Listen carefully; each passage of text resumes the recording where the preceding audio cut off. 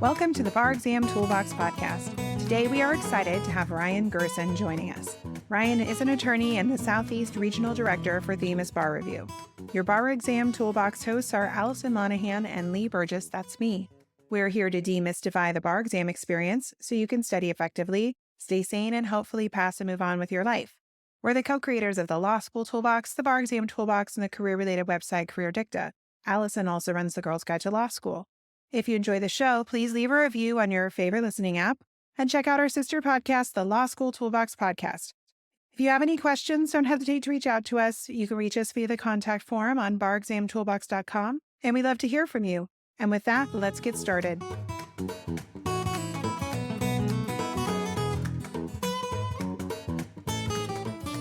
We would like to take a second to thank Themis Bar Review for sponsoring this podcast episode. Stay tuned if you want a promo code. If you're a 3L, you're nearing the law school finish line and gearing up for the next big step, becoming a licensed attorney. That's why I'm excited to share an exclusive promotion from Themis Bar Review designed specifically for those preparing for the 2025 bar exam. Themis courses are crafted to help you prepare effectively for the bar exam with comprehensive materials like 15 to 20-minute lecture videos, targeted outlines, and practice questions tailored to your jurisdiction's requirements. And here's the best part. Themis consistently publishes first-time taker pass rates and meets or exceeds statewide averages. So you can rest assured that you're in good hands. In July 2023, students who completed 75% or more of their course averaged a 12% higher pass rate. Themis will enhance your understanding of the material, sharpen your test-taking skills, and give you the confidence to succeed on the bar exam and in your legal career. With our special promotion, you can access these top-tier resources at an unbeatable value. Get any 2025 Themis Bar Review course for just $16.95, the year's lowest price, using the code BAREXAMTB1200 at checkout. That's BAREXAMTB1200, now valid through October 31st. Don't miss out on this opportunity. Start your bar prep journey with Themis today.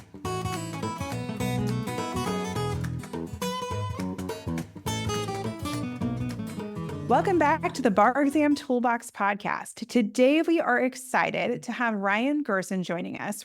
Ryan is an attorney and the Southeast Regional Director for Themis Bar Review. So Ryan, thanks for spending your Tuesday morning with me today. Yeah, thank you, Lee. I appreciate you having me on. Absolutely. So to get things kicked off, can you share a little bit more about who you are and what led you to work in the bar prep world? Sure. And before I start, I just wanted to say, I love what you do, the website. There's so much misinformation out there, and you all put out some great resources. And it's nice to know that there is credible resources out there for law students. There's not a lot, but y'all are doing a wonderful job. And I'm excited to be on the podcast today. I hope we can dig down deep in some issues. So a little bit about myself. I have been at Themis Bar Review UWorld for 14 years now. I am based in Florida. I oversee the Southeast region, Florida, Georgia, the Carolinas, Mississippi, Georgia, Alabama, that surrounding area of schools. When I graduated from law school, I knew I wanted to help people, and I clerked throughout law school at my time, and I found the work, it didn't appeal to me, the clerking aspect of it. And I had an opportunity when I graduated and passed the bar exam to get into legal education. And I started with Themis ever since I graduated and passed the Florida bar exam. And I've been there ever since, and it's become a passion. I'm sure like it is for you to help students. And so it was a really good mold to find the intellectual part of the bar exam and still thinking like an attorney, but also in a different way. So that has really kept me here, and I've loved it ever since. Awesome. So we've been doing this kind of work for about the same amount of time, because Allison and I started doing our business. Oh my gosh, I think it might be 14 years this February. Wow, the years add up. And I shaved before this because I was father time with all the gray hairs. And my wife said, "You better shave that down." I don't have any gray hairs. I don't know what you're talking about. All right. So to get things kicked off, what are the 3 most common reasons that you think students fail the bar exam? There's many. So I'd like to break them down. So number one, and this is the overarching, the number one reason, which is a good thing in my mind is the lack of overall course completion, the lack of preparation. The data that we see year in and year out, the students that complete the course, common sense, they pass at a higher rate than a student that completed 50% of whatever course that they're taking. Now, there's a lot of factors that really branch off from that overall course completion, which I hope we'll dive into. But really, the number one thing, which should be music to all the listeners' ears, is it really boils down to effort and putting forth a really honest effort over an extended period of time is what matters the most. Secondly, is I did the course or I did study, but I was unsuccessful. And I like to think of that bucket really as I took the wrong approach while I was in a bar administration period. And so maybe you did whatever course that you did, but you didn't do it in a manner that was appropriate for the bar exam. And then finally, we can talk about life issues where somebody gets sick unexpectedly or something comes up and they miss the last final couple of weeks of a bar administration. Those really are things that I think are out of people's control because those do happen, right? But if we're thinking of items that are in somebody's individual's control, it would really be, which kind of stem from the first two, is lack of taking enough simulated experiences, which go to anxiety and really not understanding what to expect when you take the exam. So I would categorize them in those three areas, and then we can really go back and kind of dissect all three of them. Okay, let's go to your second point, which was someone who did the course or did put out effort and then got disappointing results. And you're talking about kind of how they have engaged in the materials. So Exactly. with someone who, is listening to this, who just got bummer news, where do they start thinking about how they prepped the last time, how they utilized their course, and then how to regroup? So most students believe that when they go through a bar review program, that they're studying to get a grade. And they're taking the mindset that they had in law school, where over 3 years, all they were trying to do was get an A or get a certain 90, 80, whatever it is on the curve with their law school class.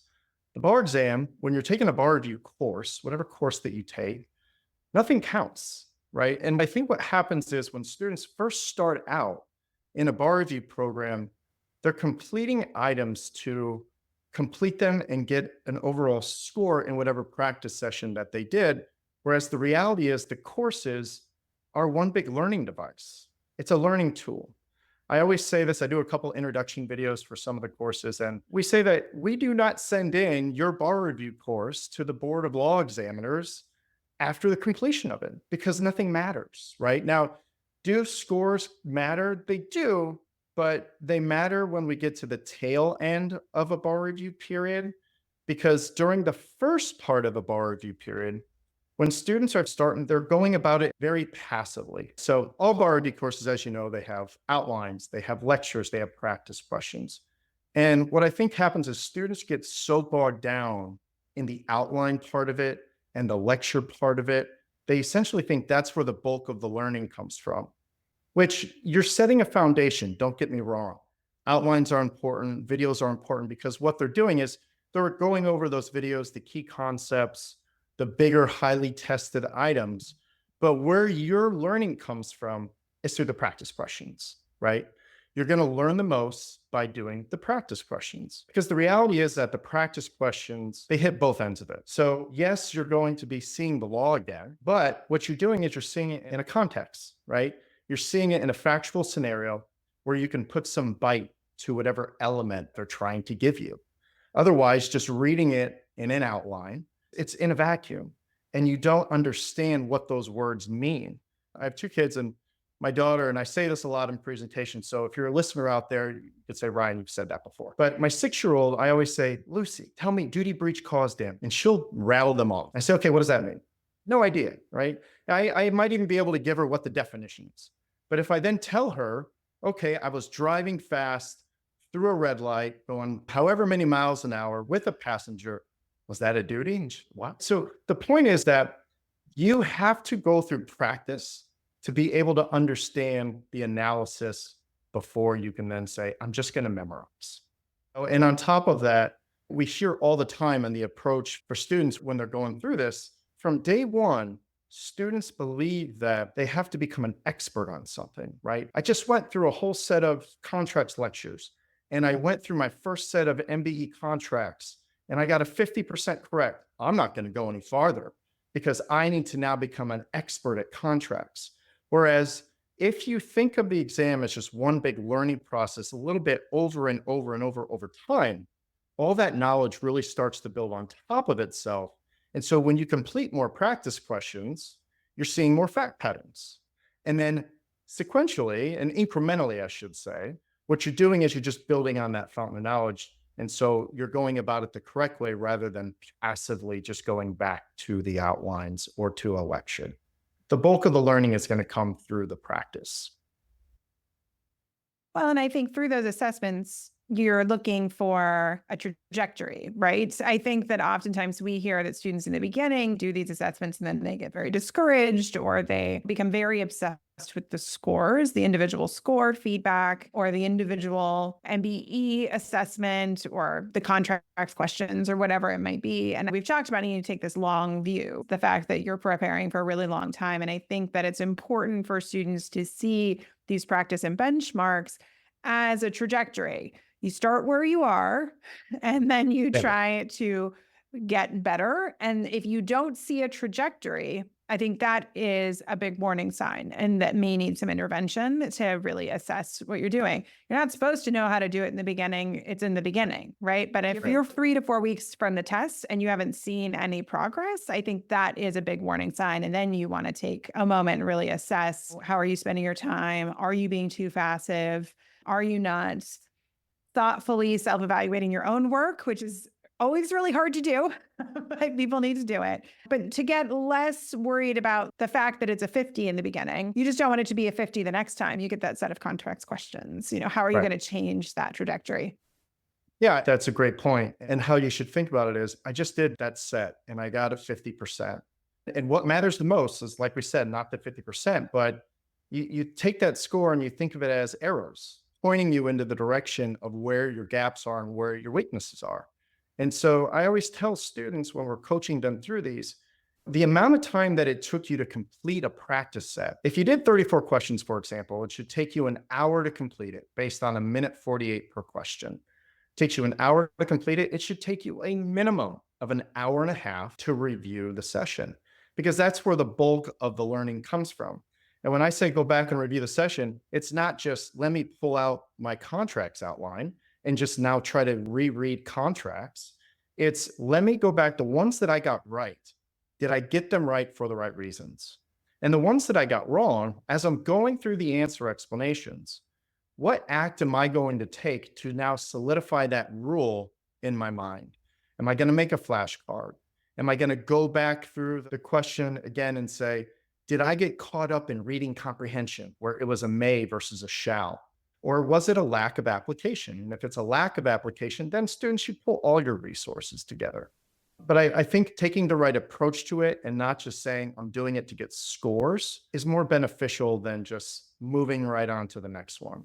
The same goes for essays too. We talk a lot, all jurisdictions have some sort of essay writing component on the bar exam, right? We got the uniform bar exam, you got California an hour, Florida an hour essay, Georgia's 45-minute essay. So you're writing, you're going to be writing, and students, there's this fear in the bar review programs of not trying to, well, two things. One, being scared to write out all their graded essays, or also, hey, I'm going to try to write out 150 plus practice essays to make sure I fully know how to go about it.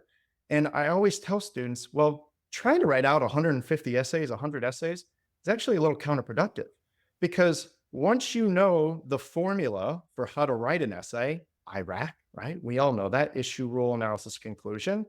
The examiners are not trying to trick you. There are no red herrings on the exam. I mean, they'll even say it in some states, exam instructions. You're better off saying, I'm going to use, again, as a learning tool, I'm going to use this fact pattern instead of writing out this contracts essay when I just went through contracts and I'm not an expert yet. Let me say, I'm going to issue spot it for 15 minutes and write down all the things I think where formation fits in.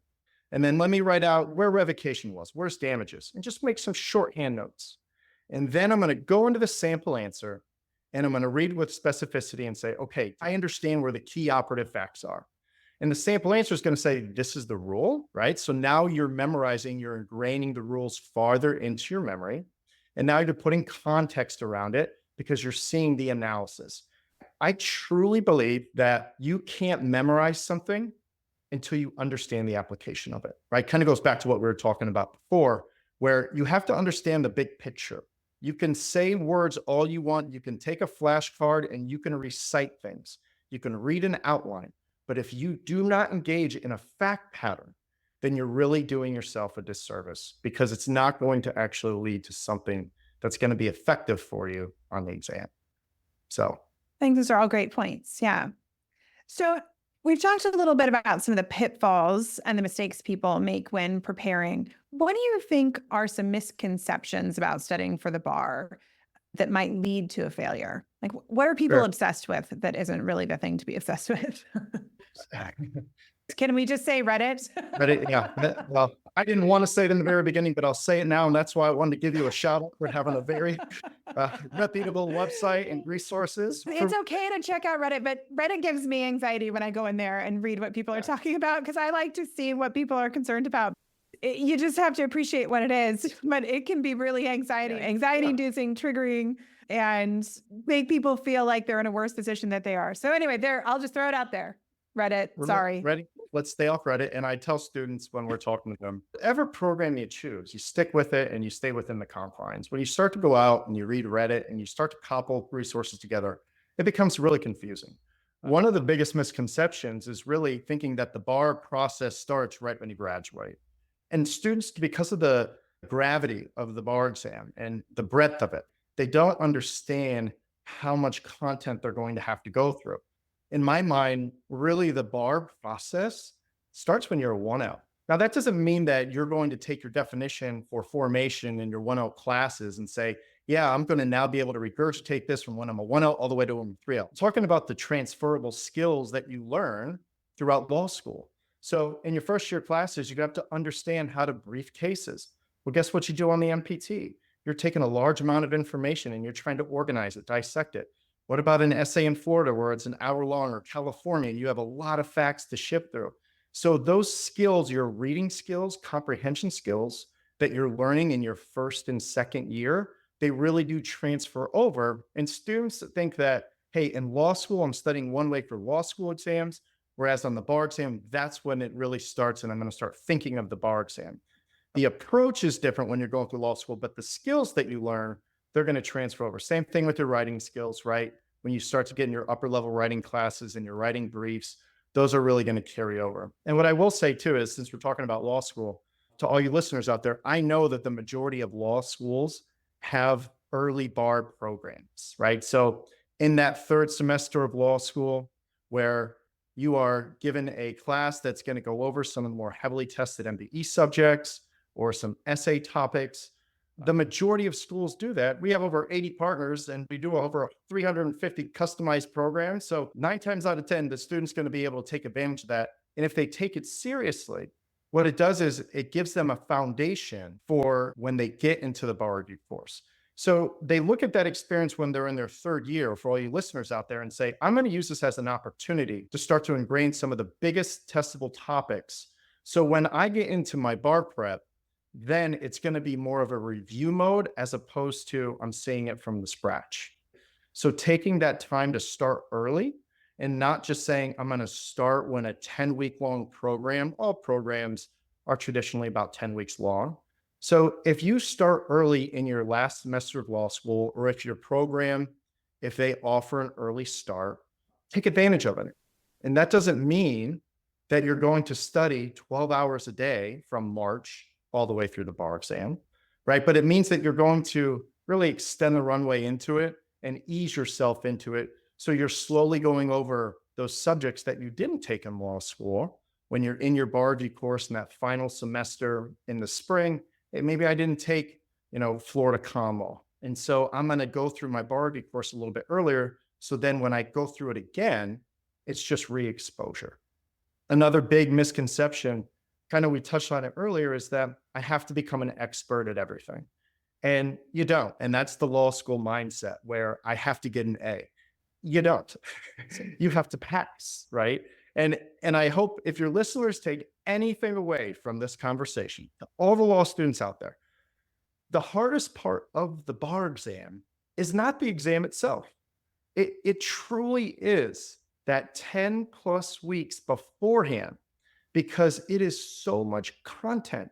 And what happens is that most students, if they're not paying attention, they get caught and they treat it when they first get into it kind of like a law school exam, taking the wrong approach, easing into it when they're supposed to start, and they just can't get out of the hole that they built. And so I want you to know that the maximum effort that you give, now there's got to be a balance, but effort really does matter on the bar exam, right? Mindset matters and effort really does matter too.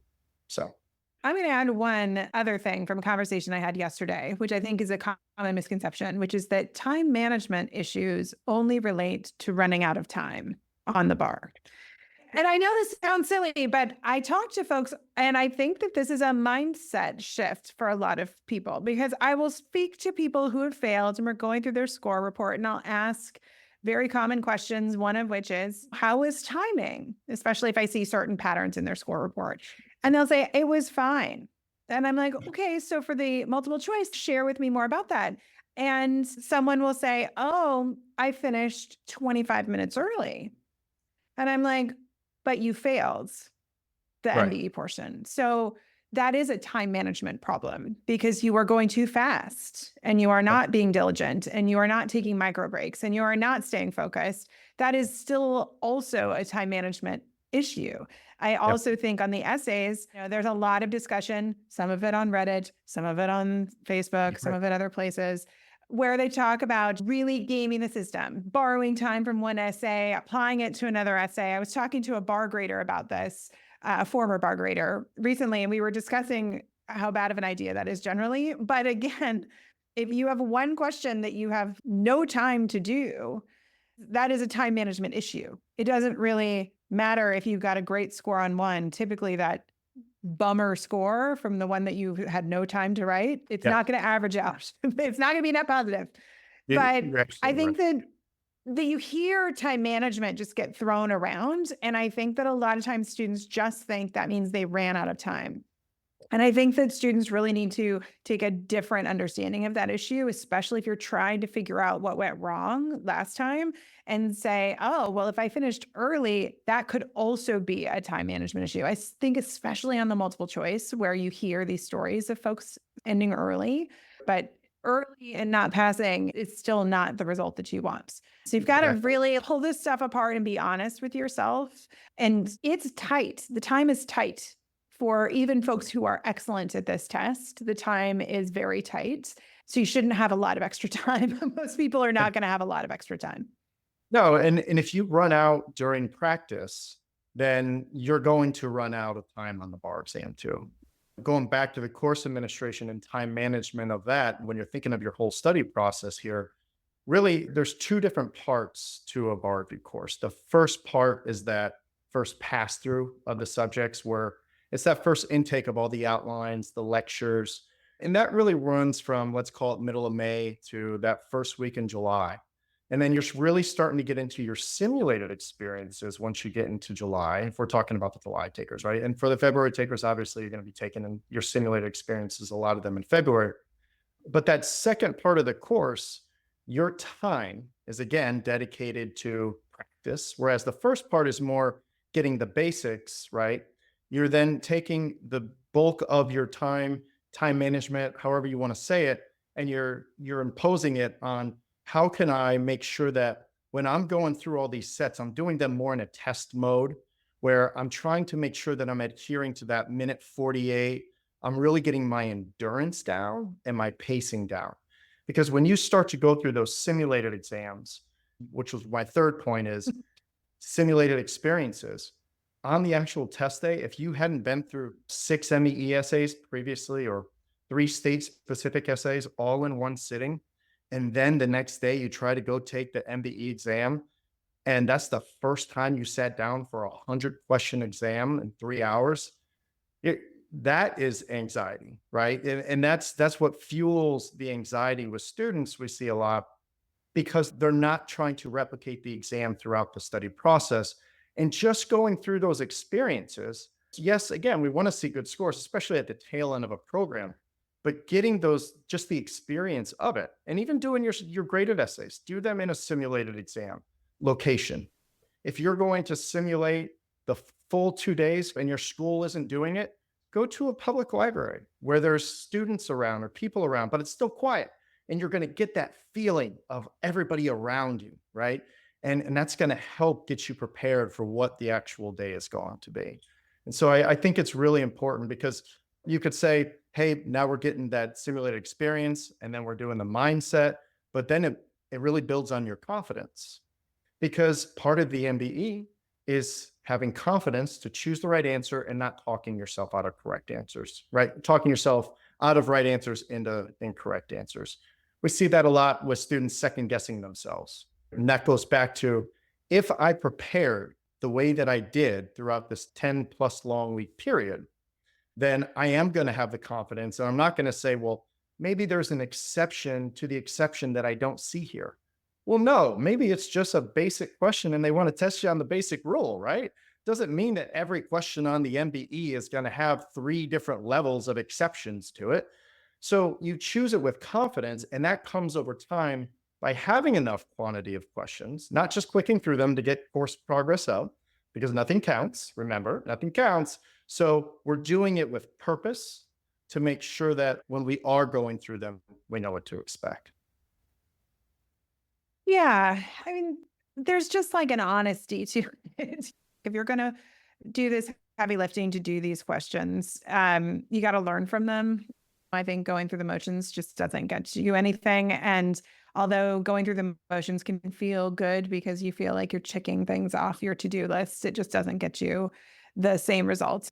If you're feeling really great about yourself while you're studying for the bar and you're like, I'm rocking it out of the park, you're Yeah, probably studying the wrong stuff. right, It's right. terrible to say, but that's just the reality of it. It's You're never supposed going to to be feel hard. great, And right? no, Yeah. it's not a fun period of time. It's not awesome. I wouldn't recommend just doing it for fun.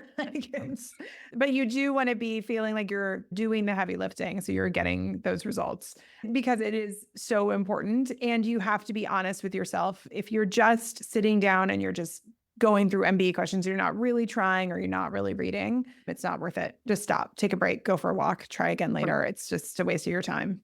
Yeah. At the end of the day, because we harp on completion and all programs do, you got to go through the program. You got to go through the program. And we'll have these advising appointments throughout, like I'm sure you do when you're talking to students. And they'll ask me, hey, this last session, I got a 50. And I said, okay, well, when did you take it? It was 9 o'clock at night. And I had just studied for 10 hours. But I needed to get my course completion up, Ryan, because you told me course completion matters. It does matter if you're doing it with purpose. You trying to just check a box to get your course completion up doesn't do anything for you. So I think students and listeners out there, you have to be very mindful of, when you don't have any fuel left in the tank, getting a good night's rest and not burning the midnight oil is going to regroup, and your cognitive abilities are going to be fresh in the morning, as opposed to trying to every night study 10 hours, 12 hours a day. It really is a cliche that it's a marathon and not a sprint. And I truly believe that. I didn't know how else to say it, but it can be an easier marathon if we do what we're supposed to do from the very beginning and even before, easing yourself back into it. Because you don't want to be peaking for the bar exam, studying 10, 12 hours a day in May or even in June. It's a full-time job. Students always ask, well, how many hours is that? It's a full-time job trying to make partner, right? But that doesn't mean that you're trying to make partner from day one. You're not studying 14, 15 hours. You will burn out. I was very fortunate to see the COVID exams come many years ago, right? And how, yeah, that was really fun. And how different jurisdictions continued to extend the exams, not providing a lot of information. And we would see students, they got burned out because they had been studying, many of them, since their 3L year in the spring, taking our advice starting early. And then once that runway got too long, after many of them postponed the exams for like a month later, we said, just take 2 weeks off, take a week off. You have to refresh, and you have to realize that it is just an exam.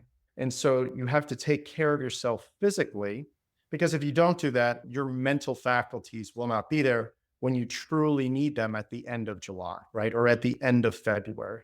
And so you have to really take care of yourself and be aware of it, right? If you don't have any fuel left in the tank, put it away, go outside, read a book, take a shower, right? I go to the exam every year in Florida, and we see some people that we want you to still be a human, right? Still be a human, and care about yourself, because then it's going to help you feel good on exam day. Yeah. We talk about using your best brain to study. Most of our best brains are not at 10 o'clock at night. And I think this is a real challenge, especially for people who are studying part-time, especially retakers who are working and studying. It is super tricky because you're often trying to study in the evenings, but you really do have to figure out how to give yourself that boost. You have to take a walk after work to clear your head so you can come back and put in that time. Do you have to take breaks during your longer study days to create sessions for yourself so you can continue your efforts throughout the day? But burnout is real. I see plenty of people fail the bar exam because of burnout. It is not to be ignored, and it is something to be very honest with yourself about. And it's a great thing to check in with yourself, to check in with family and friends who might be able to see it a little easier, if they can see that you look like you're starting to become a shell of yourself. This is a stressful thing to go through. So you're not going to be like skipping around. Some people might be. I definitely wasn't. But you do have to make sure that you can show up and perform. We're taping this right at the end of the Olympic season and the Paralympics, and you hear athletes talk about that so much, right? Peaking at the right time, because they can't go into a competition burned out. They will not be able to perform. And I think sometimes we don't talk about that enough with the test, is this idea that you're really trying to be the best version of yourself on that exam day so you can think on your toes and the anxiety doesn't take over and all of that sort of stuff. I'm not a runner. It's not like a marathon, but I do play tennis. And they were talking about this at the US Open, how none of the people who medaled at the Olympics in the singles were in the finals at the US Open, because they said that they had kind of added that extra tournament in there, snuck it in there in August, and then they were all exhausted. And these are professional athletes, right? And so we have to just be really aware that this applies to all of us. And if you're struggling, I would much rather you take a whole day off and go on a hike or hang out with your dog or go out with your best friend or spend time with your family or go be in the mountains by yourself, whatever it is, than like put yourself into the ground so you don't sleep, because you're never going to be able to show up and be your best self. And that's really all we're asking for. Yeah. I always say you don't fail the bar exam by taking off a Sunday every now and again. I mean, go and be with your family. Yep. Now, if you take 3 weeks off, that's a different story, right? We don't want to hear that. Yes. And no self-sabotaging behavior, right? Like, please don't plan your wedding to be during the bar. I've heard that. Try not to move during the bar exam. That's another really crummy one. Anything that's elective, try not to do while you're studying. Life can sometimes hand you some icky stuff, like you mentioned, like people get sick. I've had students have their appendix out. Family members have health crises. People lose somebody. That you cannot avoid what happens in life. So that is fine. You can avoid the avoidable, though.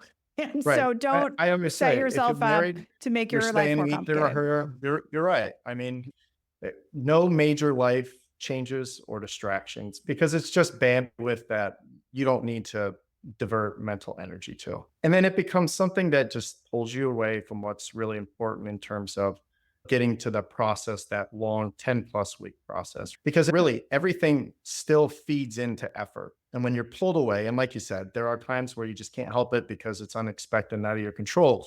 But when it is in your control, and we've heard all the excuses, we've heard them all. And I will have students call me after they're unsuccessful, and we'll go through the score report, and I'll say, well, what happened? And well, I had this, and my girlfriend was doing this, and I had a buddy that got married and went to Europe for a bachelor party. And well, of course, I mean, it's a lot of it is common sense, and that should really make the listeners feel good of maximum effort, because it's things that you did learn in law school. You're just learning them on a larger scale, and you're taking a different approach to them to make sure that, again, you're not trying to ace the exam.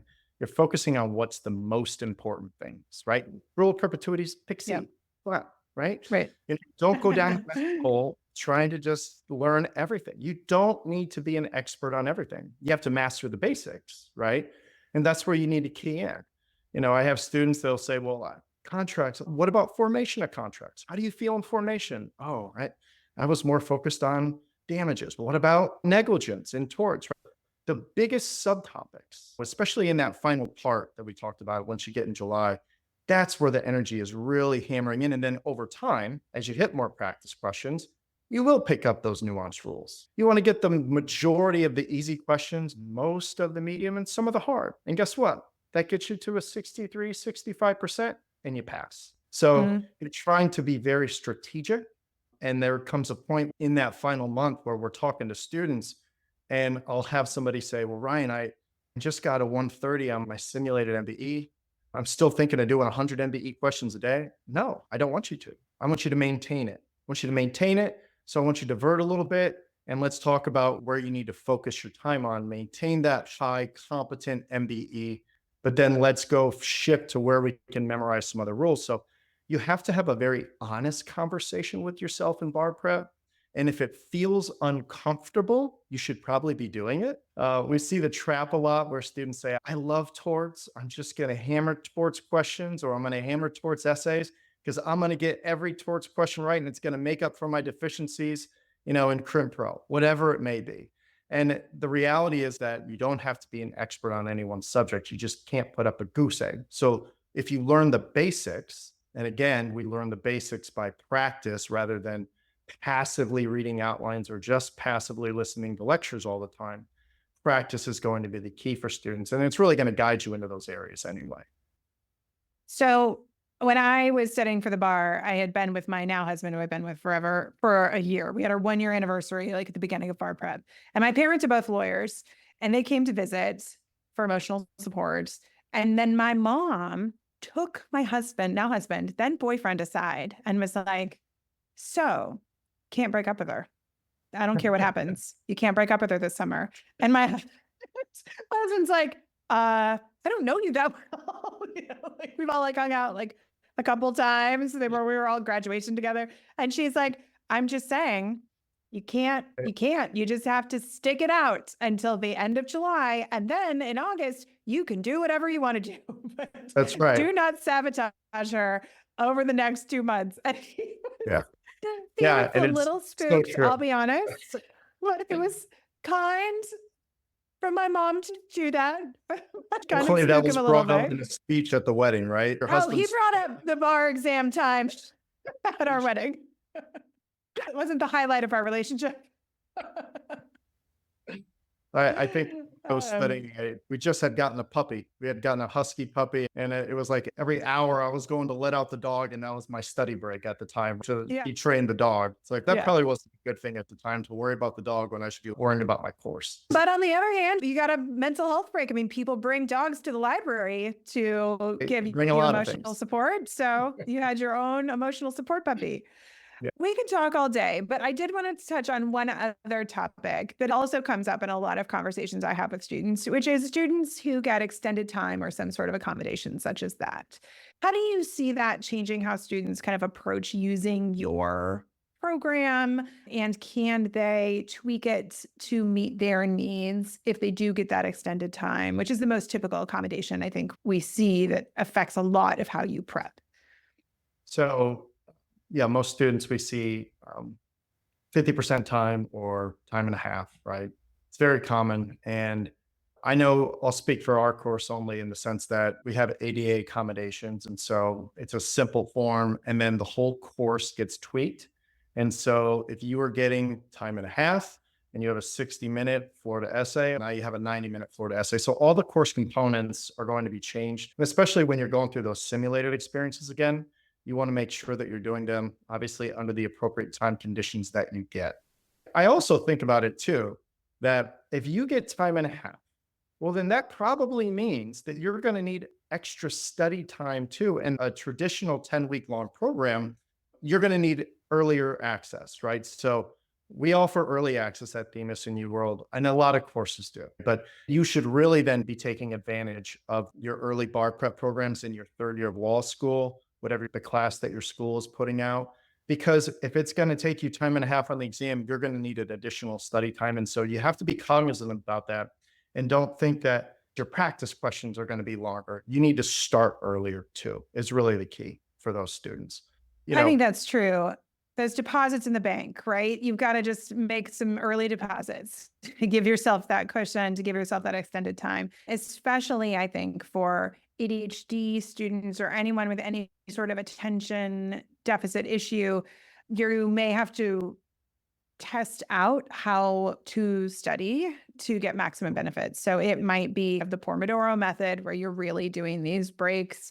You're just doing these small focused amounts of time and you're building up to being able to do longer periods of time, or you have to work with whoever is your team that supports you to decide what your coping mechanisms are going to be. This might be very different than the challenges you took on in law school. So that early start, it's great to have the program tweak, and it allows you to start experimenting on what you need within the parameters of your accommodations to make it the best experience for you so you can, again, just show up as your best self. That's really the theme. Show up as your best self, whatever that best self might be. And we always say, ask for help early. When students come to us and it's July 20th, that's a whole different conversation how we can help or your school can help versus coming to us in April, March, May, whenever it may be, to really understand the process because you're not alone. So I always say, come to the experts that have actually passed it. Your law school administrators, your bar review company, stay off the chat rooms and come to us because we're the ones that have experienced it and can give you that plan for how to approach it throughout this upcoming bar administration. There's just too much chatter online and all these websites. They're doing a disservice to students, providing the misinformation when the reality is if the students come to us earlier, we're here to help. We want to help. That's why we're in this industry, all of us. And so we want to speak to you early on. Early intervention is the key, especially if you know you're going to be going on a trip or you know you have life situations. We all have a life and surrounding variables that make the bar administration challenging at times. And so talk it through with somebody, one of your advisors or your law school professors or administrators, and they will help put you on a plan, but you got to come to us. Ooh, maybe we should suggest a social media detox when you start sitting for the bar. It's like take Instagram and all the things off your phone, block it on your computer, give yourself a good number of weeks where you don't interact. I would be fascinated to see how that would people would be shaken. The bar exam and say, I know, but it could help. It could help. It could definitely help. I think it would help because why surround yourself with everybody that has the same anxiety you do? Come to somebody that's going to calm you and ease you. Oh, I know. It's going to be okay. It's so true. You know, I remember one time during the bar experience coming home to my poor now husband, really freaked out because I was studying during the day like a job and I was coming home in the evenings and I was like, everybody's talking about how long they're in the library and I'm not studying enough and I'm not going to pass. And I remember him just saying, where in the class did you just graduate? Didn't you just do really well? And I was like, well, yeah. And he's like, and don't you have some fancy big law job? And I was like, well, yes, I do. And he's like, so why do you care what everyone else is doing? Because you have been successful at all these other things. I don't really understand why you wouldn't be successful at this too. But I was just in the lunchroom, just like feeding off of everyone's anxiety. And this is even before Instagram. This is before you can feed off of everyone in the world's anxiety. This was just my lunchroom at school. Yeah. Don't feed into it. Come to the individuals that have been through it and can put you at ease as opposed to hype you out. Yeah. And, the students that are in the library on Facebook for 10 hours or whatever, Twitter, they're just putting in FaceTime. You don't get FaceTime points, right? The points that matter within the program. So we see that a lot. I remember seeing that in law school more than anything. So, Yeah. The guy that's at the library and for 20 hours a day, the last in the class, right? So, yeah, I know, right? And it's the person you never see who's always gets the high score award. And you're like, I've never seen that person before. Who is that person? I know. I know. Yeah, I know. Well, this has been a really fun conversation. Thank you so much for sharing some time with us. If students want to learn more about Themis and UWorld and the resources you're offering, how can they do that? I would first check with your law school director. Themis always has attorneys at every law school that come on a regular basis and speak with them. We always have a promotional table up. Outside of that, I would go to the website, themisbar.com. There's always great promotions taking place. We won't make this a sales pitch, but really check out the resources that we have available, especially in law school. All resources in law school are free for all students, and use them as just another resource, right? I always like to say that your professor in law school really is your judge, jury, executioner. You should go with what they say. Use the supplements to kind of fill the gaps, right? On the bar exam, that's a different story. Come to us, we're the experts. But go to the website, you check out the resources and really see our approach. I think all companies kind of teach it a little bit differently. And so we take a very methodical academic approach. Hopefully, you've seen today how we approach the exam and the bar administration. It's really what our course is about, to give you the best chance of passing. So Awesome. Well, Ryan, thank you so much. Enjoy. Is it still hot in Florida? I would assume. it is. It is? Okay. Yeah. Well, enjoy the end of your summer into your winter summer or whatever Yeah, happens down in Florida. well, I'll tell you, when it gets 70, I get a little chilly. We've come acclimated to the humidity. I like the humidity. It's like a nice warm blanket on me all the time. And so anything under 70, yeah, we got the flannels on at night. So Yeah. I live in Northern California and now have for so long that I just wilt in all other climates. I just can't do it. So I'm always impressed because yeah, I've turned soft. I grew up in a very hot place, but I can't do it anymore. So yeah. I've become soft the awesome. other way. If it's cold, I need to be by fireplace. So Yeah, uh, I get it. Well, have a good rest of your day. Thanks for your time. great. Thank you, Lee. Appreciate it.